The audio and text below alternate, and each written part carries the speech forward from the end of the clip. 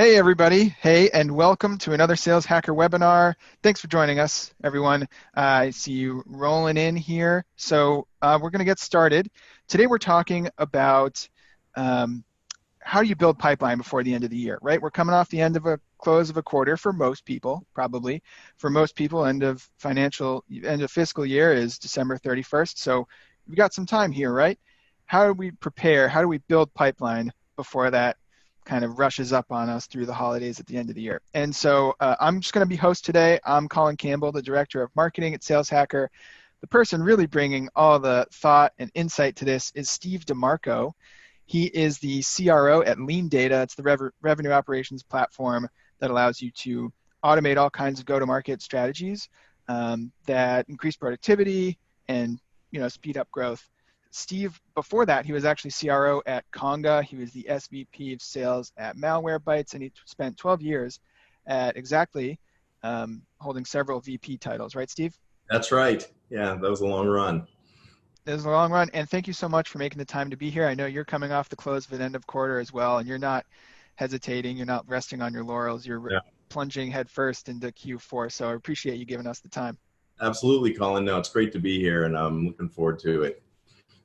So let's, if you've joined this webinar, you're thinking, maybe I can learn something about how to generate some pipeline, right? Let's get a sense of where you are today. So if you're here, know that you can communicate with Steve and I with the Q&A button at the bottom of your screen. Use the chat as well. You can talk to each other with the chat. You can talk to us with the chat. Right now, let's go ahead, everybody open up chat. I've got mine open. And just give us a sense of like who you are. What's your role?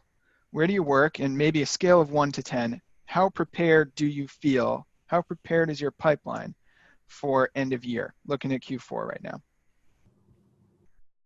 I'll give you all a minute to do that because I want to start with some knowledge of where everybody's at. Got Brad Copeland from Phenom People. Hi, Brad. Orkin Pest Control. Hey, Kristen. That's the first time I've seen somebody from Orkin join. Joe, he's a lead development manager at Intelligence. He's about a 6 out of 10, Steve. Got All right. John Kosowski. Hey, John, thanks for coming back.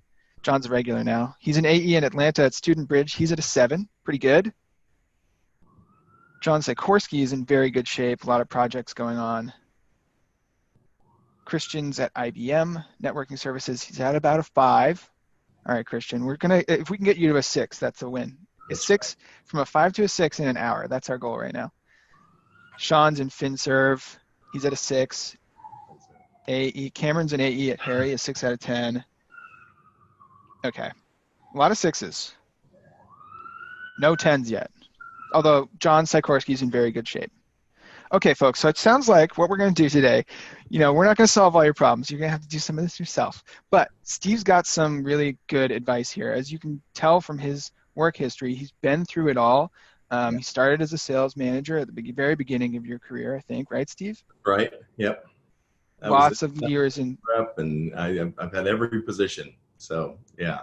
He's done it all. So lots of wisdom to share with you here today. What we want to start with, before we get into the tactics of like, here's how you build pipeline, because I could see that kind of going wrongly. Steve, can you start us off just by saying like, here's what you should know before you just go out and start grabbing pipe wherever you can find it? Yeah.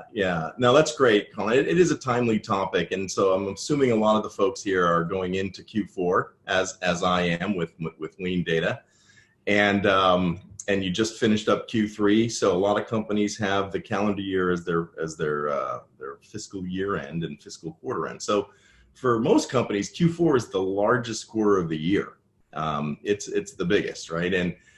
And that's exacerbated by the fact that not only is it the largest, and there's probably the most business to close, because everybody sort of deals with that hockey stick that we all know and love, where everything's kind of pushed to the end. Companies are sort of used to buying that way, but we're also challenged in Q4 by the fact that it's a relatively short quarter when you think about the holidays that are coming up and people taking days off. So you need to be at a readiness level that's commensurate with that situation. Now, hopefully you've had, and I don't want to say Q1, 2, and 3 are just practice quarters, because they're not. They're very important. but hopefully you've kind of got to the point where now in Q4 you're ready for that sprint. You're ready for that end of year sprint. And so the things that you need to think about is, do I have enough pipeline? We talk about, where's my pipeline? And then you need to have hopefully combed through the pipeline, filtered it so that you're really focused on those opportunities that are the highest probability of closure. You've got a handle on them. And the challenge is always, well, okay, so I've got pipeline. I know there's some deals that I'm definitely going to close here, but I need to hedge my bets. Maybe that pipeline isn't enough for you to hit your number. Maybe you have to make up for some previous quarters to say, hey, look, I've got to do 150% in Q4 in order to make up for a weak Q3 or Q2. Whatever that situation is, you need to understand where you stand as of today with your pipeline. What do I feel I'm going to close, execute on those deals, and then figure out, is there a way that I can actually go create more pipeline, to augment what I currently have? And that's the challenge, because some people, people simply don't think that there's enough time to be creating pipeline, but that's not true. There are some things, and we're going to talk about them, that we think you can do to find business in Q4 that you can actually close in Q4. Yeah, I mean, I think that point is critical, Steve. It's not just go create pipeline. You have to ask the question first, how much do you actually need? And like one of the things that you pointed out, I think you were telling me in LeanData in the range of 3 times pipeline to closed, right? Yeah, that's right. But it changes. It depends, right? It does depend. 3x pipeline, I mean, again, I don't want to date myself or age myself, but I've been in sales for a few years. And that was sort of always the standard, you got to get 3x pipeline. And some people say, well, I want 4x pipeline. Well, sure, the more the merrier. That's the rule of pipeline. But really, you need to understand what your conversion rates are. You need to have a good handle. And there's tools now, obviously, that can get very precise regarding, well, what is our close rate for deals in stage 3 at the beginning of the quarter? What do we, what's our conversion rate? What's our close rate? Same with stage 4 and stage, whatever stage those opportunities in your pipeline are in, you should have a pretty decent and precise understanding of conversion rates. 3x is typically a good one based on, deals that, if you close 33% of your pipeline at a later stage, that's fine. But really, everybody individually needs to do that analysis and make sure they understand what they need. But yeah, 3x is kind of the old standby. Right. And then the other thing you were mentioning is that not all pipelines created equal. So it's not just the amount, but maybe it's the type. Like maybe you should be doing this every quarter or just all the time, like maybe every other week. But if you haven't done it, now might be a good time to focus in and say, okay, let's get serious for a second. I know that my clients in the healthcare space take longer to close. Yeah. And although they close bigger, they take longer, and it's hard to build that pipeline. Maybe now is not the time to be focusing on healthcare. Maybe you keep a little pipe ready for Q1, but like, how do you think about focusing in? What you said is really important, and that's where this whole concept of the 360-degree view of your customer, is important. What I think that means, and that's a cool marketing buzz phrase, right? 360-degree view of your customer. But it's important. And from a sales perspective, the way I look at it is that means you understand your customer. You understand their buying habits. You understand what's driving them, why they buy. You understand, what their goals and drivers are. And you understand their behavior in such a way you have that 360-degree view, so you can do exactly what you said, Colin, which is you can say, all right, this company, they're gonna buy more software from me, or they're more of my solution, but I know it's not going to get done in Q4. I know their buying habits. I know their behavior. Now, it doesn't mean you can ignore them, and that's where the balance comes in. You're an account executive. Your job is to support that sales cycle, even if it's going to close later on in Q1 or Q2 of next year. But again, this is Q4, so you've got to figure out that balance, and you've got to understand, well, if I know there's opportunities in my pipeline, things I need to do to get deals done, then you obviously have to prioritize correctly, and make sure that you're focusing enough on the opportunities that are going to affect your Q4 number. So it's a challenge, but sales is a challenging job, and that's what we're paid for. Right. If it weren't easy, Yeah. you wouldn't make the big bucks. So, okay. So everybody, I see a couple extra people join. I just want to sum up where we are right now. There are a couple things you want to do before you start going out to build pipeline. And if you don't have a solid sales forecast, a solid understanding of how much pipeline you need versus how much you have, not just like number of opportunities, but like predicted revenue, and the type of pipeline you need. Like you probably want to focus on things that are more likely to close, types of customers that close more quickly. So look at sales velocity too. Gather some data. Don't just use your gut and like focus right now. Just, take a couple hours. It won't kill you. Find the data and use that to go off of. Okay, so let's say we've got a good understanding of pipeline, where we are. Now we're ready to go start generating some stuff. We're going to go through 5 tactics, plus a couple extra probably, and ask you questions about like where you are. Throw Steve, hey, Steve, here's my situation right now. What do you recommend?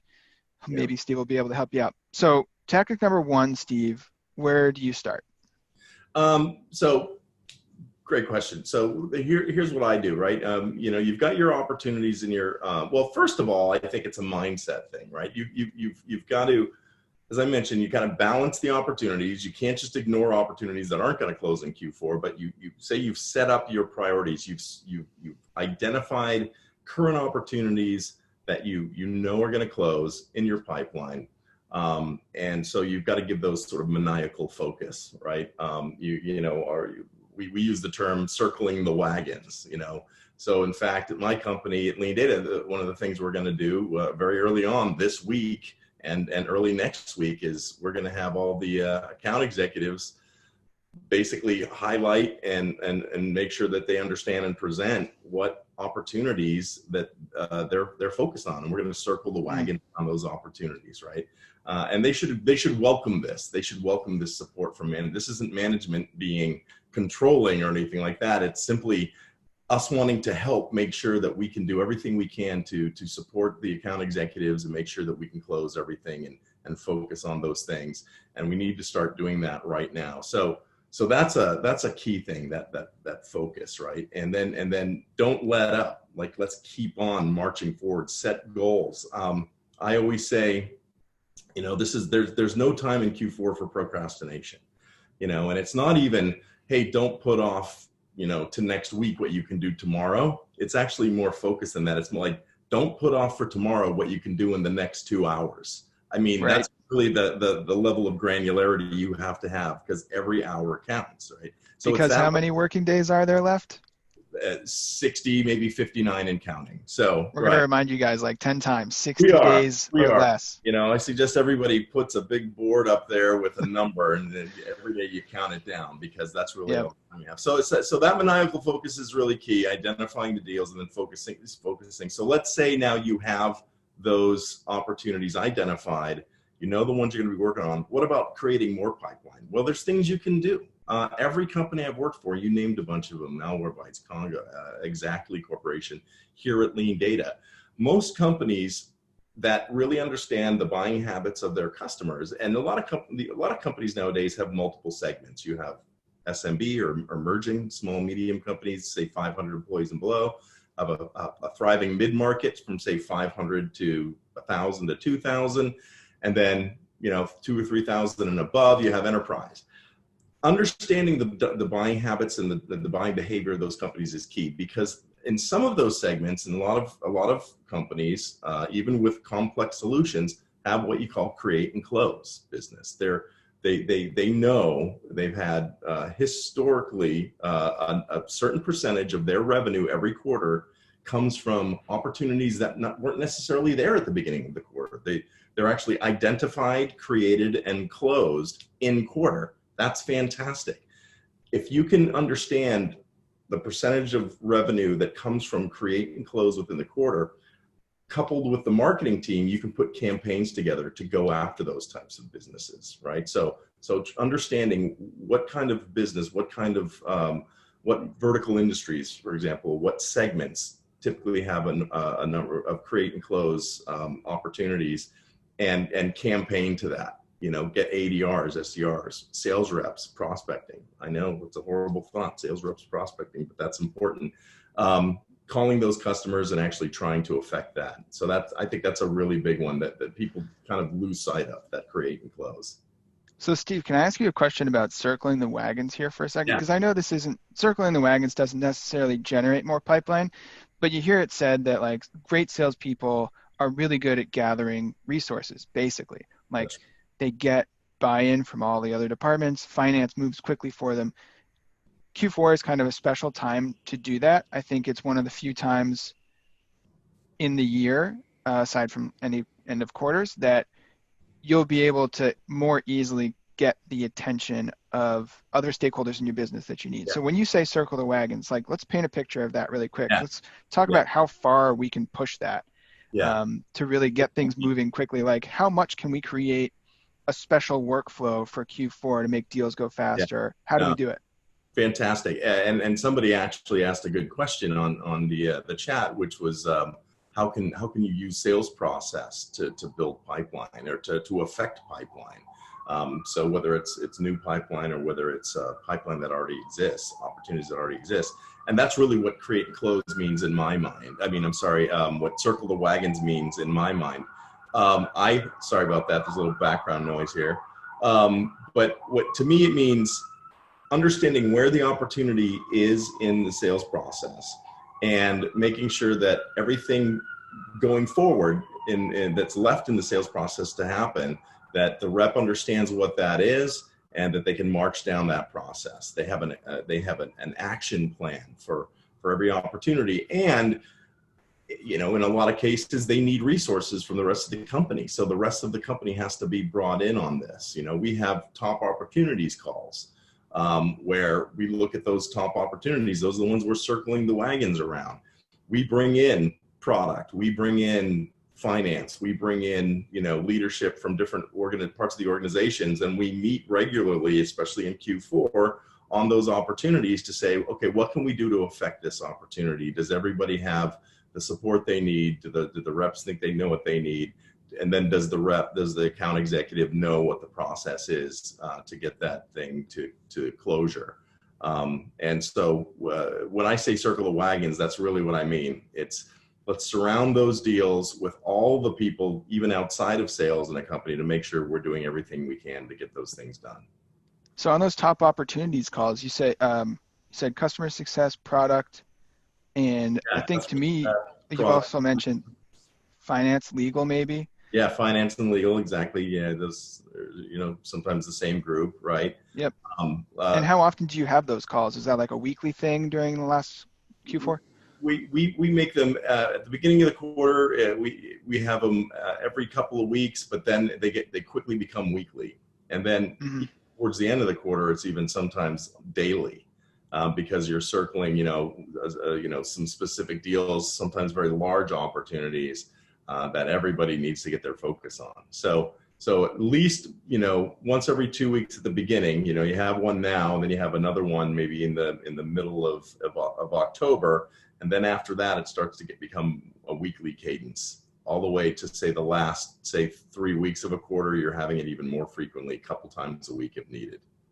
And so I assume you're bringing on the heads of those departments and each rep as well. And the rep is responsible for summarizing, like, here's where this deal is at. And you need to do this and you need to do that. Here's where I'm stuck. We're still stuck here. We're competing, for example, maybe with a competitor. The competitor, my champion, is telling me the competitor is saying they can do this, this, and this. We don't have that functionality yet. Product, is there a roadmap we can bring to the prospect, is to let them know that we're working on that? Is there a way we can somehow get that objection out of there? If you're down to the point where you're already talking about terms for an opportunity, is finance involved? Limitations of liability, is legal involved? I mean, so all the parts of of a deal cycle, and again, understanding that your sales process, security, are we getting hung up on a security review? do we have to get, our engineering team involved to communicate to the customer that that we can pass muster on a security review? All of those things come to bear, and that's where, as a sales organization, we need help from the other parts of the company. Right. So of all the times to be a lone wolf, which actually never works, Q4 is the worst time to be a lone wolf. Like, you have to be ready to ask for help. Yeah, that's exactly. Yeah, that's the lone wolf. I'm afraid is quickly becoming an extinct species in the world of sales, because they're it's just, collaboration is everything, especially at a time like this. Yeah, we're all, I don't know what the other animal is now. Maybe we're just pack wolves. Maybe Yeah. we're all just a wolf pack. Yeah, Wolf that's right. pack. We're a wolf pack of one. No. Jonathan Koskoski says we're a flock of geese, which There you go. maybe we're all flying north right now, or south, whatever. Okay, so we've got a couple of questions here. So let me sum up. Tip number 1, building pipeline is actually not about building pipeline. It's really about making effective use of the pipeline that you have. So circle, That's Wagons, thing, yeah. reach out to other departments and do it in an organized way. Like, have a weekly call where you talk about those top opportunities that you had your reps identify at the start of the quarter. Then tip number 2 was create and close, which is like find the things that you can open opportunities and close within the same quarter. And that obviously depends on your sales cycle. Yep. We have a couple good questions here that are kind of really about like managing the prospect. Yeah. So, and like, because it's hard to reach people during Q4 with the holidays. So this one actually, I think, kind of falls into the create and close section. So John Donahoe asks, how do you work with a customer that fails to meet agreed upon timescales for the quarter end, and they start to lag? Should you go to their boss? And a similar question, John Kososki asks, when you're battling the holidays, how do you keep your champions focused and have them convince their higher ups to move forward? Yeah. Any advice? Yeah. That first one's a really good one. So we'll tackle both of these. They happen all the time. And so first one about, you've got a champion or a customer that's not meeting agreed upon, say you did your job as a good account executive, you built a mutual action plan, they signed off on it, and they're not meeting those deadlines. And so you're having a hard time with that. This is where it's important that hopefully you've been doing what we always say is important, and it's not easy to do, but you've got some sort of an executive relationship with your executive. So, or you have multiple constituents within the company that you're trying to sell to, and you've got a relationship with them. Because if you're relying on a single individual, your champion, and they're not meeting up to their committed their committed timelines, if you don't have those relationships, you're stuck. And that's the wrong time to then, lob a call into their boss or something like that if you don't have a relationship. Or if say, a lot of my reps will bring me in and I'll establish a relationship at the higher levels early so that I can leverage that. And this is the exact time when I need to leverage that. If I have a relationship, it's okay, because that's fair game. If we're just lobbing calls into that champion's boss, that could blow up the deal. So you have to be very careful about that. If you have other people that you've been working with at the company that you can talk to and say, hey, do you know what's going on? We're kind of falling behind the timeline. That really helps if you can leverage that. So if you've only been pinning all your hopes on one individual, this is when that becomes a tough situation. But if you've done a good job talking to multiple constituents and then making an executive level relationship, that's when you can bring those to bear. So that this is where there's no medication that can treat a vitamin deficiency, right? Vitamin deficiency can only be treated with prevention by eating your vitamins every day for a long time. So this is where you got to start taking your vitamins now and create those multi-threaded conversations where you at least have a conversation with the DM like before you really, really, really need them. So that you're not shooting a pot shot over your champion's head. Yeah, and because that's risky. I mean, that gets very risky, and that can blow a lot of things up. if Yeah. it's in the wrong way. And then So like managing deals around the holidays, how do you like, yeah, the salesperson is always willing to take a call Friday morning after Thanksgiving, right? yeah, Or Wednesday at 4 p.m. before Thanksgiving. So, yeah. but how do you manage that? Because your prospects may not, they may take unexpected PTO. How do you recommend your teams to manage their cadences and their outreach and their calls around the holidays? Again, it's a lot about communication with the prospect, and it's really about letting them know what the timeline is, and quite frankly, finding out. It's like, hey, are you going to be around? I mean, are you going to be available? Yep. If you have an agreed upon mutual action plan, some people call it a closed plan. I like to call it a mutual action plan because it implies that, hey, it's not just about getting the deal closed. It's about moving this opportunity along the process to bring value to your customer as much as you want to close the deal for your own reasons.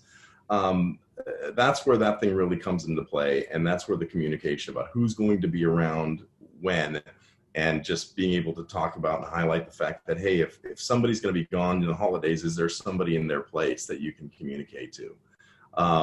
And so it's really about that communication. I mean, and I know this sounds like, okay, Steve, it's not remedial. You'd be amazed at how many reps just don't do that.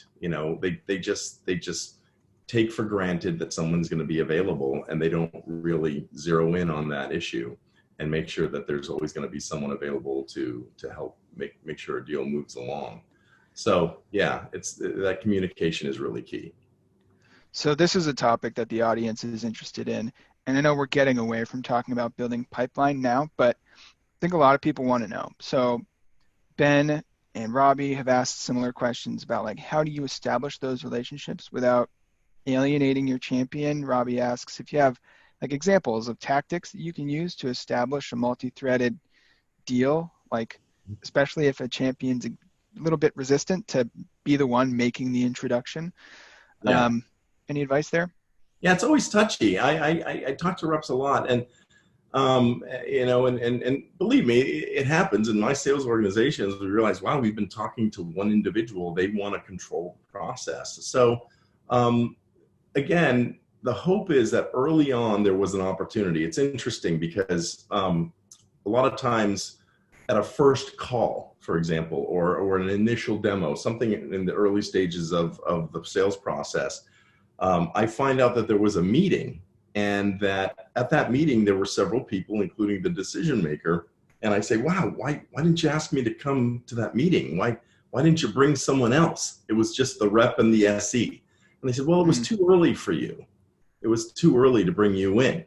And my point to them is, if there was an executive there that I could have met, that might be the only time that I get a chance to meet them. So you don't want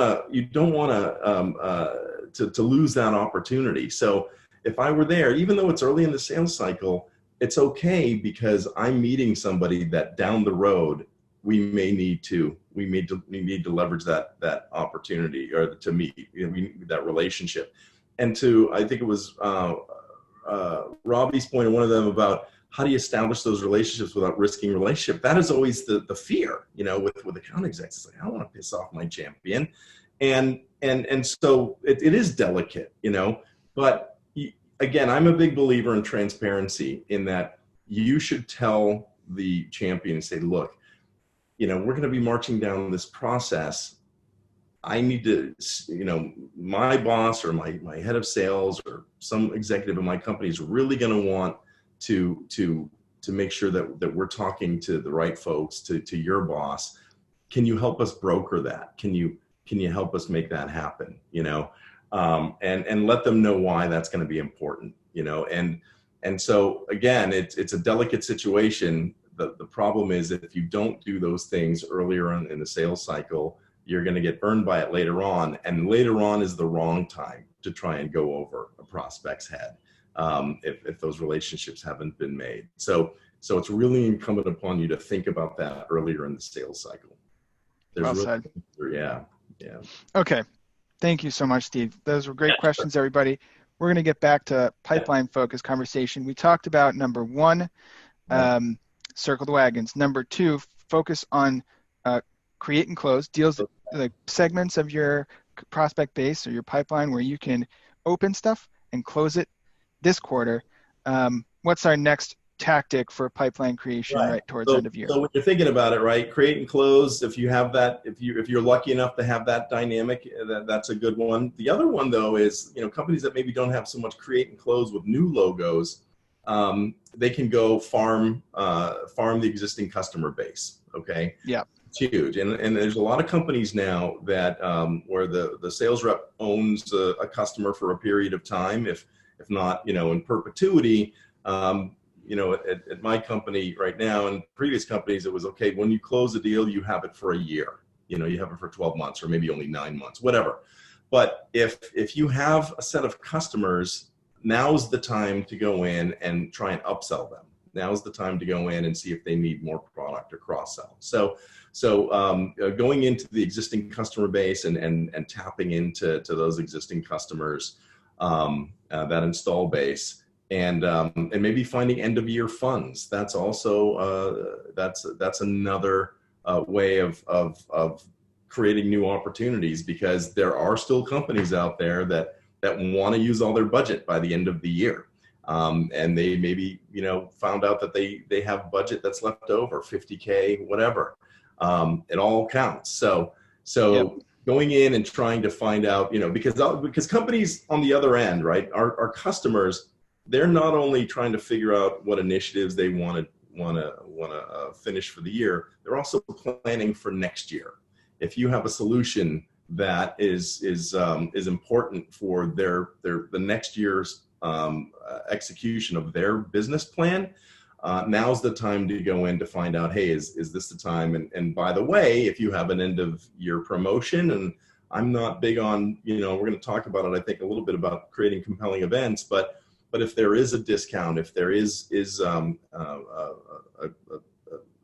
give that you can give to drive business at the end of the year, now's the time, obviously, to take advantage of that. The cool thing about going into install-based customers is the contracting process is never as difficult, right? Because you're already contracted, so beautiful. It's probably just signing an order form. There's no red lines involved. You don't have to go through security review. So really doing your best.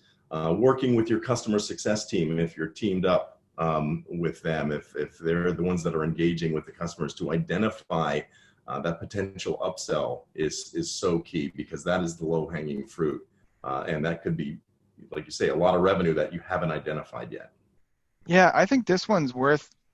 So just a little extra context for the audience, because I used to be an account manager, and I never quite got the end of year funds thing. I was like, what am I going to hit them up and bug them to spend money just because it's almost, 2020. Now, the reason I didn't get it is because I wasn't a buyer at the time. And now that I am a buyer, I kind of get it a little bit more. So if none of you have ever been in a buying position, here's what it feels like. I had a budget of, let's say, $40,000 this year, little tiny budget, but I've got $5,000 left over, and I'm making my budget for 2020. When I make my budget for 2020, I'm going to say, here's what I did last year, and here's why I need more. But if I haven't spent the $5,000 that I have left over, I am not going to get more budget for next year. In fact, I might get $35,000 instead of $40,000. So, depending on the industry, depending on your buyer persona, but there's a good chance if they own a budget that they would really like to spend it. They just want to make sure it's spent on the right things, but they would really like to not have money left over at the end of the year. So that can play to your advantage. The tricky part is, even if you start to understand that, like, how do you ask for it? I used to have a manager who made me feel like I wasn't doing a good job, because he would say to me, Colin, you should always have one client that you could call up for on any day of the year and say, hey, listen, if I don't get 10K today, I'm not going to make my bonus. And that client would just write you a 10K check regardless of what it was. That made me feel like, that's so far-fetched. Yeah. And I just never could really stomach the idea of like calling up one of my clients. So how do you ask for that end of year budget? I think what your former manager there was talking about, I think it is an important aspect of it. And while that would be beautiful if we could do that, I mean, I think it's really more about the relationship, right? It's important. That's why I mentioned customer success, right? I mean, again, in a lot of organizations, and in the last few that I've been with, including now at LeanData, we have a very important customer success organization that's engaging with our existing customers, and then the account executive team also is in charge of upselling more product to those companies. And so this is where that collaboration between sales and customer success becomes so important, because customer success usually has a very strong relationship. They can help identify potential opportunities within existing customers. It's really about that relationship. Your manager was talking to you about, hey, you have to have a strong relationship with some of your customers so that you can go to them and have that conversation. And I agree with that in that regard. Somebody at the company has to have that kind of relationship, whether it's the sales account executive themselves, or if it's customer success, or hopefully both of you have a good enough relationship where you can just talk to the customer and have a frank conversation about, hey, the fact is, we're doing some things. If you know that customer well enough, and you know what their drivers are and what the opportunities are, their behavior, and you understand their growth plans, you can present it in a way that doesn't sound like you're out there with a hat in hand trying to get money, that you're actually saying, hey, we have an opportunity for you to take advantage of, because I know you're thinking of growing the next year. Case in point, when I was at Exactly, we sold commission software. So the companies, our customers, had to buy more. Every time they hired a salesperson, they had to buy another license, another user license. Well, that's great. If I understand my customer, our customer success team understood well enough, hey, you've got growth plans in Q1, you're going to be hiring sales reps to start in 2020. Well, then I could go to them and say, hey, I think, you might need some more licenses. And it was a great conversation to have with them. And a lot of times that's when they would say, yeah, you know what, we're going to need that. Put something together for me. So it's just really truly understanding the customer's dynamic in their buying cycle, and having that relationship with either you or customer success, so that you can have those conversations. Got it. Okay. So that's point number 3, is tap into the install base, if you can, if that's the type of account ownership that you have. We've got a question from Jenna Ermy. How do you create a sense of urgency if you're selling voluntary benefits where it doesn't cost the employer anything to implement the benefit? This is related to your tip number 4, which I believe was about creating a compelling event. Yeah. So having a reason, what's creating a compelling event? Yeah. I mean, and that's a tough one. And with Jenna, I wish I knew your industry better, and I could maybe come up with some probably more tangible suggestions for you. I unfortunately I don't know your industry as well, and so I don't know if I can help specifically with selling voluntary benefits, but it sounds like it's not a cost issue, right? It's not, and that could be the case in a lot of situations but compelling events can be created. You can think about it again, knowing that 360-degree view of the customer and truly understanding how they behave, why they need your product, what the value is. It can be a lot more than just saying, hey, you know what, it's Crazy Steve's, month out of October. I'm going to give you a 20% discount if you buy now. Yes, discounts can create a compelling event, and a lot of reps use them. Some probably use them a little more aggressively than others. But there's a lot of things. I mean, the fact of the matter is, buying now in Q4 rather than waiting till Q1 has a lot of benefits for a customer. Resources, for one, if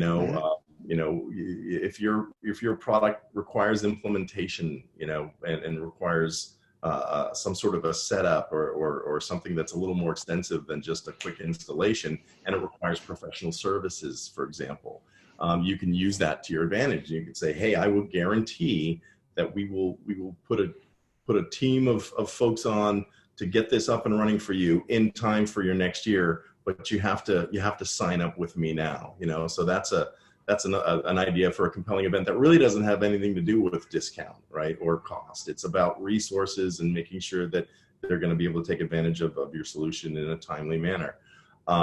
There's things you can do around, like you say, budgeting. The fact that if they spend the money now, it's not really a cost thing. It's they're going to lose the money. They're just going to lose it if they don't spend it. So So there's other things. Again, it's about the knowledge of your customer, why they buy and how they buy, and the value that you bring in order for you to come up with some ways that you can drive the customer to a decision. Yeah, I mean, Jenna, in your case, maybe it's not about that they're avoiding the decision because it will cost them something, but you can create urgency if you start to understand how important the happiness or satisfaction of their employees is. If you can look up their Glassdoor rating and say, it actually looks like people have been saying the benefits package could be better at your company. I have something that can help with that. Or maybe they have a turnover problem, or maybe they're growing really fast and they really have to retain the headcount they have. So there are ways that you can, maybe create a sense of urgency, frame it around the cost of not doing what you would like them to do. People are more afraid of losing something than they are happy to gain something. You know what I mean? They're more afraid of not doing things the right way than they are happy to do things the right way. Yeah. So, okay, so tip number 4 was create a compelling event. You mentioned discounts. Again, like when I was an account manager, I used to feel a little bit like the end of the quarter is arbitrary. It's a salesperson focused thing. It really doesn't have that much to do with what my customer actually needs. Am I just kind of making something up here to try to get them to do something now that they would just as happily do tomorrow or in a week or 3 weeks ago? Yeah. But you actually had a couple ways of and the other problem with discounts, by the way, is that they actually reduce pipeline. So we're here to talk about increasing pipeline. So what are some of the other compelling events around contract or agreement that you? That's So obviously discounts one people gravitate to. It's easy. Hey, I'll give you 20% off. But there's other things that are important to a company. There's other levers that you can pull. It could be around the terms of the contract. Sometimes just understanding a company says, look, Steve, I can't do anything with you in Q4 because we can't spend any money right now. From an accounting perspective, we can't get invoiced, and we can get invoiced now, but we can't pay you until January. Well, then maybe it's payment terms. Maybe you could do something creative with payment terms. Obviously, you've got to collaborate with your own finance group to make sure that it's all approved. But this is where finance can come in and really help us affect business in Q4. Maybe it's splitting payments. Maybe if the customer says, look, I want to get this now, but I can't pay you for it now. Well, maybe that you can split it into 2 payments. A lot of SaaS companies do. They want the first year all paid up front. Well, maybe you can split that up half now, half in a quarter from now, whatever. So again, it's you having that relationship, you being able to understand why the customer isn't buying or why they can't. And seeing if you can solve some of those problems. Again, lots of other ways that you can try and affect business beyond just discount. Payment terms, pulling other levers, resources, providing them resources if they feel they're resource constrained. All of those things can help. One of the things that you talked about earlier was the mutual action plan. Yes. And if you've done your job of setting up at the start of the sales process, here's how this is going to go. These are all the different steps, the agreements, the time frames. If we do all of this on time, then your go live date will be February 1st. Yeah. And that's important because if you go live later than that, XYZ happens. Like there is a natural consequence to missing that deadline for the customer. Okay. That's another helpful thing, just as a reminder, like if you're having trouble reaching people around the holidays, say, look, like I know it's the week of Thanksgiving, but if we don't get this done, remember February 2nd is really going to suck for you. That's right. Because we've got the deadline and there's no wiggle room. Yeah. And therein lies the importance of that plan. You really, it's such a critical part of the sales process. It gets both of you aligned. You can see when things start to slip. It's one of those things that you always need to revisit with the prospect and make sure that you're staying, and you can use it to your advantage. You really can, for that exact reason, for just communication's sake, to make sure that everything is getting completed when it needs to be completed. So I'm a huge fan of those. If you're not doing those on a regular basis and you're a sales rep and you say, yeah, I know, everybody's heard of these things, by the way, and they go by many names. They go sequence of events, close plan, mutual action plan, whatever it is, it's that project plan that you put together with your customer. They're not always easy to get consensus or to get the sort of the mutual agreement, but boy, so important. If you don't have that, you're kind of rolling the dice. You're a little bit of a rudderless ship, just kind of hoping that everything just falls your way, and that is not a good position to be in Q4. Not at all. Yeah. And Ben McMahon says if they don't agree, it's not real pipeline. Well, that's 100% right. I mean, to me, it's a qualification step. If they are not willing to sit down with you and do this plan, are they really serious about acquiring your solution? Or are they kicking tires, or maybe they're doing something, they're thinking about a different way of achieving their goal. So that is spot on, Ben. It's a qualification tool. If they're not willing to sit down and do this with you, then how serious really are they? And they don't have to be these really complex things. I have a lot of folks, usually larger enterprise deals, that are multi-$100,000 deals. The account executive thinks, well, that's important, I'm going to put that together. But there's account execs that are working on smaller deals that say, maybe I don't need to do this. No, yeah, you should do the same thing. It doesn't have to be as involved. Maybe there's less people involved. Maybe there's fewer steps, but you still want to map that thing out, that process to not just closure, but to go live, to your point, Colin. You don't want the end to be closing. That sounds too self-serving. You want the end to be where the customer reaches value and achieves value from the solution. So closure is somewhere in the middle, or maybe 60% of the way through. Then it's kickoff meeting, then it's implementation time frame, then it's go live date. That should be the end point of your mutual action plan. Yep. Yeah, a lot of customers, especially the larger ones and making larger purchases, care about time to value, and they actually measure that internally. When they buy something, they go, okay, what's the time to value on this? Am I going to feel the value from this solution in a year or 1 month?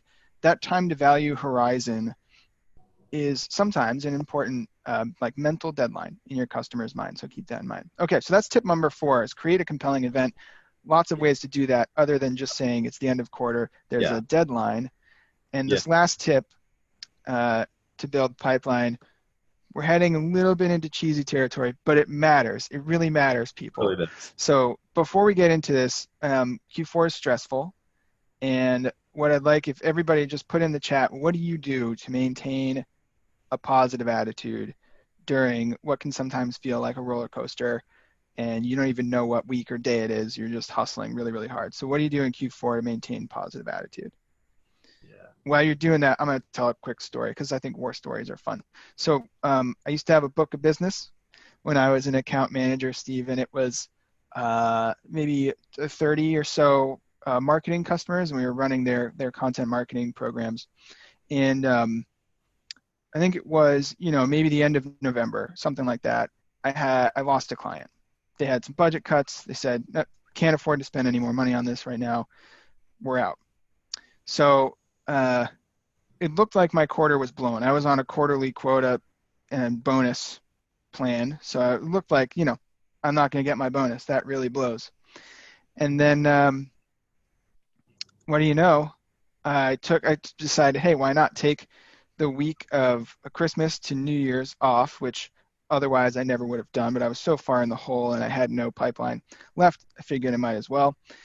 I got a call, I think at like 9 p.m. on Christmas Eve, and surprising, somebody had that special end of year budget left that if I had been smart, I would have asked for ahead of time, but they surprised me, thankfully, and gave me that. So that was a fun little war story. I think the moral of the story is that if I had kept my head in the game, maybe I could have done that myself and not just gotten lucky. And it's a really good point you bring up. Q4, it's about, the fact that you've been working hard all year, and this is the culmination of a lot of effort. And so, and we've talked about a lot of different things, not just building pipeline. We did come up with some good tips on, create and close, finding, existing customers. Another one though is those customers you've spoken to. Maybe you thought it was a dead deal. We talked a little bit about this. Maybe it's an opportunity that was dormant that you lost because timing was not right. Heck, go shake those trees. You know, you got to maintain that positive attitude. You can never give up. You never give up. And to your point, yeah, this is the cheesy kind of rah thing, but it's true. And in sales, you know, hey, look, it works. You can look at it one of two ways. You could say, it's never going to happen, or you can turn that around and say, why not? Give it a shot. You know, I mean, that customer decided to buy from you at the last minute. That happens a lot. My best reps over the history of managing teams never gave up. They would go back, close lost opportunities. They'd look at the ones that were bad timing. Maybe they didn't have budget at the time. They would revisit those, and you'd be amazed at how those can turn into opportunities when you really don't expect it. So, yeah. So I know, like, you don't have your own individual number anymore, so maybe it's a little different. Your ownership is the total number.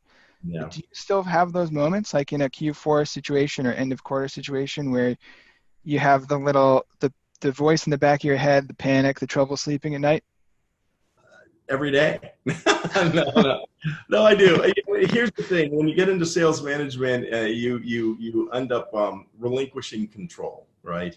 But the reason I love it is because I love working with my team. I like working with my managers and the individual contributors and the account execs. I never lose sight of how hard that job is, and I think that's what. If someone were to say, you know, what do you think you're a good leader, or what's the secret of being a good sales leader? No matter how, if you're CRO, if you're a VP of sales, if you're a director level manager, don't ever forget how hard the job is of the individual contributor sales rep. It's a hard job, and we shouldn't kid ourselves. And if we don't think it's a hard job, then please share, because I mean, sales is tough, and it requires, you know, there's a lot of rejection in sales. There's a lot of ups and downs. There's a lot of things you're not in control with. So you've got to be able to cope with that. And so what I do when I just like to jump into the trenches with my team. You know, that's why I like doing those opportunities calls. It gives me an opportunity to say, hey, let's sit down and really think about this deal. Let's strategize together, because if they're not successful, I'm not successful. I mean, that's the bottom line. I'm overhead. You know, so when it comes right down to it, I have to work with my team and figure out if they're struggling, or they're not able to build pipeline or to get deals done. I got to jump right in there with them, and my managers do the same thing. I've got great managers, and you know what? I think everybody likes that. The feel is that, hey, everyone's in it together, and I know that sounds cheesy and corny and everything, but it's so true. And you know, that's the part. That's how I cope with my stress. You know, I just roll up my sleeves and get to work. And you know, if I need to make calls on behalf of the rep, if I need to get in call, if I need to go in meetings and whatever it takes, you know, I think that's really important. And I hope the account executives see that and know that they're not alone in this thing. So, yeah, I think you sound a little bit like Lisa's dog, who says the way they stay positive under a crunch is to hustle harder. Just make one more call, send more emails, stay in gear, basically. A couple of the other coping mechanisms that are, I think there's a good variety here. There's essential oils, talking to other positive people, other reps or just friends. I like it. There's also like happy hour. Yeah. You know, be careful, but yeah, it's a good way to blow off some steam. Happy hours are good. I mean, it helps to keep things in perspective, right? We're not right. This isn't a life or death situation, right? But we're all trying to achieve goals. And I'm just reading this one comment. Why do I think it's harder to be a sales rep than a manager? I don't. They're both difficult in different ways. But I do appreciate the fact. I mean, I think first level sales management is probably one of the, if not the hardest job in sales. But the sales rep, you know, being the front line, being the person on that front line, having to make sure that those deals are going to get done. I mean, that is such a key and critical component. And I guess my only point was, as managers, we're only as good as the some of our team that we lead, and we always need to remember that. All right. Yeah, well, that puts it in perspective, and I think that's really what it's all about. My favorite comments here were about like taking a step back and reviewing how great the year has been so far, or remembering really good deals from the past in detail. And I think for me, that sounds like basically finding a moment to be grateful for what you do have, which again, like I know we're in cheesy territory, guys, but gratefulness begets happiness. Happiness is going to make you act and behave in a more controlled, thoughtful way. And the truth is, stress can actually reduce your ability, it harms your executive function. You cannot make good decisions when you're stressed out. Yeah. So if you find those little quiet moments, bring yourself in, however you do it. Yeah. My personal favorite is little moments of being grateful. Yeah. Yeah. And when in doubt, just get to work, right? Just focus on your customers, focus on your pipeline, focus on making a few more phone calls. Good things happen when you get into that mode, and you can pull yourself out of any drought or any funk. And then visualizing what the end is going to look like. And, great coworker of mine, Sean Murray, used to talk a lot about, visualizing where you're going to be at the end of the year. Picture yourself. If your fiscal close is December 31st, picture yourself on January 1 after having a phenomenal close to the year, phenomenal close of the quarter. Maybe there's a President's Club trip. Maybe there's some sort of award. Maybe it's just personal goals that you have. And use that to fuel you for what you're going to be doing every single day going forward, and really use that to drive your behavior, because again, every hour is going to count from here on out. So that's a good trick. There it is. And how many days left? I think 59 and counting. Again, depending on holidays of your prospects, but I think it's more like 58. But yeah, some people say, no, you got to count that day between, Christmas and the weekend. I'm like, I don't know if there's going to be a lot of people around that day. So as salespeople, we have to be working, but it's whether our prospects are going to be there to pick up the phone. So we got to keep that in mind. Yep. All right. The countdown has begun. Hope you're all ready to dive into Q4 with some energy. I know there were some 6s and 7s in preparedness level at the beginning. Hopefully there's a little bit more of like a 7 and 8 feel now. You've got some tips that you can go and try to create some pipeline. Make sure to remember, start with like, here's where you are and the type of pipeline that you need. Thanks for the great questions. The Sales Hacker community, you guys never disappoint. I love doing these with you. And thanks so much, Steve, for making the time to join. Really appreciate it. My pleasure. And I get a lot out of these too with the other webinars you do. So I'm just happy to be able to be part of it. So thanks a lot.